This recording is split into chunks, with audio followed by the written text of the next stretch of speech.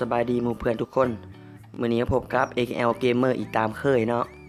มื้อนี้เราจะมาแนะนำแอปกีตาร์ฟรีเนาะสามารถดาวน์โหลดได้ที่ Play Store เนาะเอาแล้วหรือว่าเราจะถิ่มลิงก์ไว้อยู่ด้านลุ่มสามารถไปดาวน์โหลดได้เลยสันเฮาไปเข้าเบิ่งแอปกันเลยเนาะว่ามันมีหยังแดถือว่าแอปนี้ก็เป็นแอปที่ดีอีกแอปหนึ่งเนาะเพราะว่าเสียงของแอปนี้นะเสียงกีตาร์นี่มันคือกับเสียงของแท้เลยและการลูกลิ้นต่างๆกับบ่มีหยังยากเนาะสำหรับแอปนี้อันนี้เนาะการตั้งค่ามันกับบ่มีหลายนี่ก็แม่นพรีเมียมเนาะต้องเสียเงินซื้อเนาะเอาบ่จำเป็นเนาะลองใส่แบบฟรีๆไปก่อนมือใหม่หัดเล่นกีตาร์ฟรีไปก่อนโหลดดีชุดเนาะมันก็มี2โหมดสโลว์แล้วก็โหมดคอร์ดเดี๋ยวเฮาไปสโลว์ให้เบิ่งก่อนแป๊บนึงเนาะว่ามันจะเป็นแนวใดจัดล่ำสารวัตรจักบาทนึงเนาะ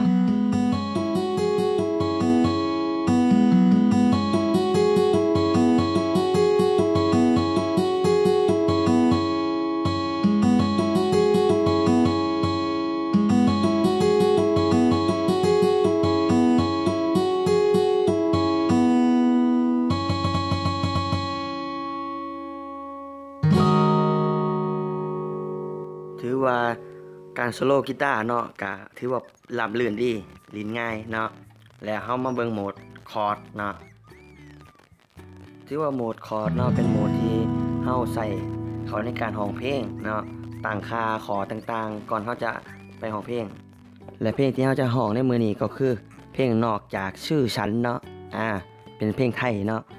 ซึ่งคอร์ดมันก็มีอยู่4-5คอร์ดง่ายๆเดี๋ยวเฮามาตั้งค่ากันเลยเฮามาตั้งค่าคอร์ดกันเลยเฮาจะมาเล่นคอร์ด C นอกเนาะตั้งค่าเป็นคอร์ด C นอก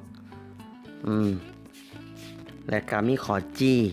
G กับเอาเป็น G นอกอีกเนาะให้เอาแบบนี้เนาะและเอามีคอร์ด A minor เนาะหรือว่า AM นี่แบบนี้เลย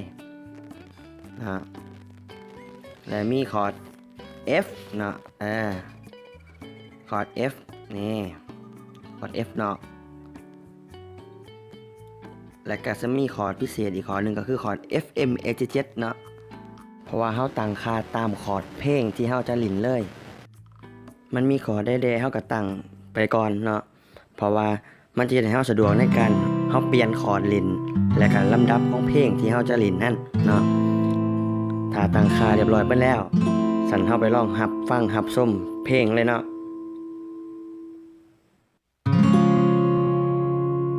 จำอะไรได้บ้างไหมเกี่ยวกับฉันคนเก่าเพลงเดิมๆที่เคยเป็นของเราเธอยังร้องยังฟังอยู่ไหมไม่รู้ว่าความรู้สึกในตอนที่มันดึกเธอยังเหงายังเหมือนวันเก่าๆอยู่ไหมไม่รู้ว่าภาพแววตาที่เธอได้เคยมองมาจะเปลี่ยนไปสักแค่ไหนนอกจากชื่อฉันมีสิ่งอื่นอีกไหมที่เธอยังใส่ใจและพอจำมันได้อยู่เศษจากความรักยังเหลือไหมก็ไม่รู้ในความทรงจำเธอยังจะมีฉันอยู่บ้างไหม